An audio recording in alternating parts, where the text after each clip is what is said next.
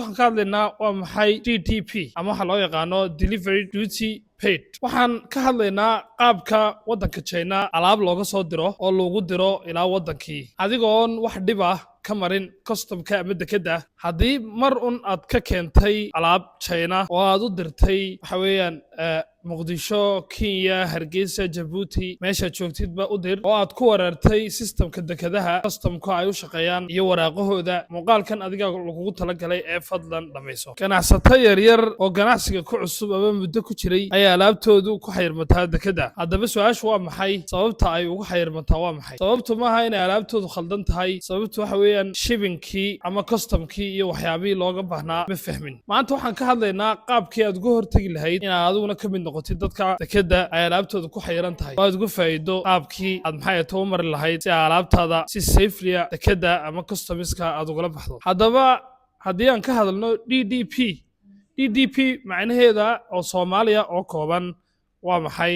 Waxa weeyaan hal qiime ayaad bixisaa ama hal price ayaad bixisaa adigoon deked wareegin, adigoon custom iyo waxaas war ka haynin, adigoon cidna la murmin markii alaabtaadu soo gaadho destinationkii ama meeshii lagu talagalay. Haddaba fiidiyogan waxaan kaga hadli doonaa si faahfaahsan waa maxay DDP. kow number 2 sida uu shaqeeyo DDP laga bilaabo China ilaa meeshii alaabta loo dirayay destinationkii waddankii. number 3 sida ganacsatada yaryar ama ganacsatada Soomaaliyeed ay u isticmaalaan. number 4 qaladaadka ay tahay inaad ka fogaato marka DDP isticmaalayso. Maanta waxaan ka hadlaynaa DDP macnaheedu ma aha sheeko aan idinla wadaagayo un, laakiinse waa nidaam ay tahay inaad barato haddii aad tahay qof ganacsada ah. Muuqaalka dhammaadkiisa waxaad ogaan doontaa qaabka alaabtaada looga keeno China ilaa xagga aad joogto lagugu keeno adigoon jahwareerin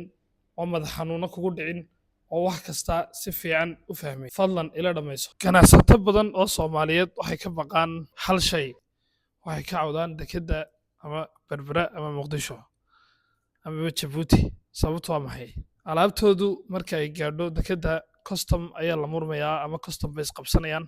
Ma garaysid qofka ka mas'uula customkan iyo cashuurahan iyo dekedda. Qof walba lacag gooniya ama lacag zaa'id ah ayuu dalbanaya. Ganacsatada qaar xataa faa'iido ayay ku waayaan dekedda. Laakiin maanta waxaan ka hadlaynaa nidaam kuu sahlaya inaanad dekedda iyo arrinkeedaba faraha la gelin ee alaabtaada aad ka qaato dukaankaaga lagugu keeno ama door to door wax la yidhaahdo amaba storekaaga. Haddaba DDP macnaheedu waa maxay? DDP waxa weeyaan shipping agent-ka ama qolyaha alaabta soo rara waxaad u taqaano ayaa wuxuu ka mas'uul yahay inuu alaabtii warshadda kaaga soo qaado. 1 inuu dekedda China kuu geeyo. 2 number 3 customka iyo alaabaha customka China ka hadlaya haddamaha kii weli waddankii customkii China xataa inuu ku dhameeyo alaabtii in ay soo gaadho dekeddii waddankii. number 4 in customkii ama cashuurihii iyo wixii la xiriiray ee waddankii uu dhameeyo. numberka u dambeeya oo delivery inuu kugu soo delivery ama kambanigaaga ama storekaaga ama meesha aad joogto ama gurigaaga.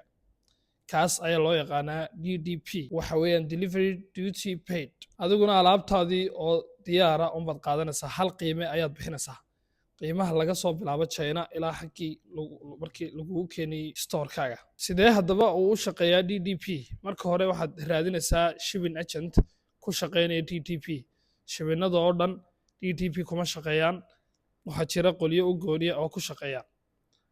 waddankeenii ama ganacsatadiinii Soomaaliyeed ama kambaniyo badan oo waxa jira China jooga oo DDP ku shaqeeya oo alaabta soo rara ayaa jira runtii. number 2 sida uu u shaqeeyo DDP waxa weeyaan hal qiime ayaad bixinaysaa, waxaana qiimahaaga ku saaran ama aad ku helaysaa alaabtii warshadda toos ka soo baxday, shippingkii in la soo raray, customkii oo cashuuriya wixii ah iyo deliverygii wax kasta oo dhammaystiran. wax qiima oo zaa'id ah laguma darayo. number 3 alaabta marka China ka soo baxayso ay imanayso meeshii lagu talagalay Kenya, Muqdisho, Hargeysa, Djibouti whatever, alaabta deked ayay soo maraysaa. dekeday xataa soo maraysaa, soo moog dekedo gooniya ay soo maraysaa, transit ku soo noqonaysaa. adigu wax shaqaa kuma lihid. markay toos aqal lagugu keeno storekaagii ayuun waad maxay haytay aad lacagta iska bixinaysaa. number 4 pick up waxa la yidhahdaa baa jira. alaabtii markay timaado waa lagu soo wacayaa, waa lagula soo hadlay, waxa lagu leeyahay alaabtaadi way kuu timid. inta badan CBM wax la yidhaahdo ayay ku qaadaan alaabta. qolyahan alaabta soo qaadaya waxaana lagu dhahayaa halkii CPM tusaalahaan dharkoo kale $270 ilaa $300 baa halkii CPM lagu qaadaa. CPM-kana wuxuu yahay mar baan soo sharaxi doonaa insha Allah. Halka diyaaradda lagu qaado halkii kg $12. Haddaba markay alaabtaadii timaado alaabtaadii baad helaysaa adigoon iswareerin deked aan wareegin aan maxay ahaatay custom iyo cashuur isku wareerin adiga oo haddii aan leedimkeeda leeyahay aan buuq kala gelin oon cidna la marmin bakhaarkaaga ayaad ka qaadanaysaa waana system aad iyo aad u cajiiba oo nafisa. Haddaba iminka waxaan isba bardhiganaa saddexda qaab ee shibinku u shaqeeyo. Number 1 waa DDP wax loo yaqaano delivery duty paid iyo CIF loo yaqaano cost insurance freight iyo FOB oo loo yaqaano freight on board. waa maxay saddexdaasaan isba bardhiganaa. DDP waan ka sheekeynay wuxuu yahay ku noqon maayo laakiin waxaan ka sheekeynayaa CIF cost insurance freight waa maxay. Cost insurance freight waxa weeyaan wuxuu u shaqeeyaa 30% warshada alaabta ka gadaysa ayaad u shubaysaa 70% waxaad shubaysaa markii dekada soo gaadho ilaa dekada ayuu soo dirayaa supplierku wax lacag kuba weydiinayo haddaad termiska ku heshiisaan CIF-ka. laakiin se faa'iido darradiisa maxaa ka mid ah in ay ku qorsoon yihiin qiimayaal amaba price amaba haddii baa lidimkeeda leeyahay qiime sareeya. tusaalahaan xataa waxa ka mas-uula shibinkii containerkii inuu kuu soo raro waxa ka mas-uula supplierku qolyaha alaabta rara ayuu ka qaadanaya containerkii laakiin se isagaa kuu soo raraya. that means waxbuu saaranaya containerkii alaabtiina waxba u saaran marka waxaa jira hidden fees ama fee qarsoodiya. Okay 70% waxaad shubaysaa dekada markii alaabta soo gaadho.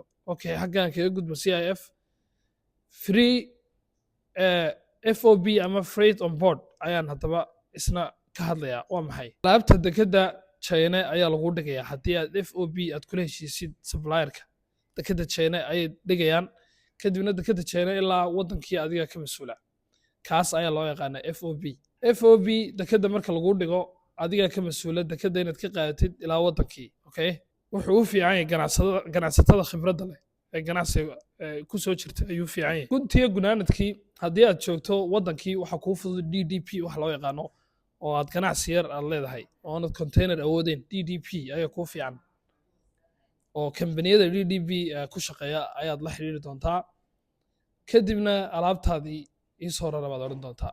waxaa jira qaab loo hubiyo DDP.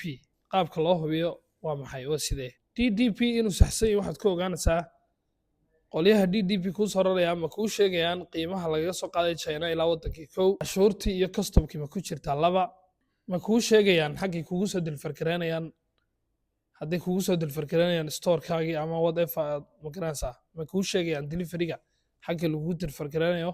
number 4 ma leeyihiin Soomaali client Soomaali ama cid hore ka adeegatay ma jirtaa. number 5 tracking ma kuu soo dirayaan aad kala soconayso containerkii inuu gaadhay in kale. number 5 ma jiraa lacag dambe oo maxay haytay lacag dambe oo qarsoon oo laga qaadayo intaasaad ku hubinaysaa. haddaba inaad ganacsi markaad ku jirto aad isku wareerisaa wax loo baahan yahay maaha si yaro fudud waa inaad ganacsiga kugu socdo. haddii aad rabto DDP agent aad isku halayn karto aad rabto cid alaabta kaa hubisaa oo kuu soo adeegta haddii aad rabto cid si ammaan ah kugu soo adeegta lacagana kaa bixisaa comment waxaad soo qortaa DDP waxaan ku siin doonaa free consultation ama wala talin gaar ah oo free ah. haddii aad channelka ka faa'iiday fadlan like dhe share dhe meel fogna sii gaarsii. muuqaalkan xiga inta ku kulmano waxaan idinku ogahay fi amaanillah. salaam.